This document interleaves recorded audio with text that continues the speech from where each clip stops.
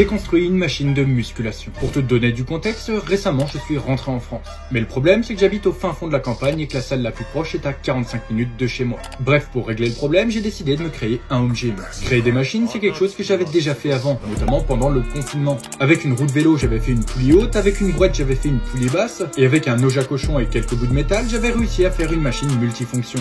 Sauf que depuis le confinement, j'ai pu voyager à travers le monde et tester quasiment toutes les machines qui existent. Ce qui fait que je sais exactement reconnaître ce qui fait une bonne machine ou une mauvaise machine. Et avec ce projet de home gym, tu l'as compris, je me lance un nouveau challenge. Mais voici les 3 règles que je vais devoir respecter. Premièrement, mes machines doivent être réalisées uniquement avec des matériaux de récupération. J'ai déjà repéré plusieurs tas de ferraille abandonnés qui me servira de matière première. Deuxièmement, le seul budget accordé à ce projet proviendra uniquement de la rémunération de TikTok.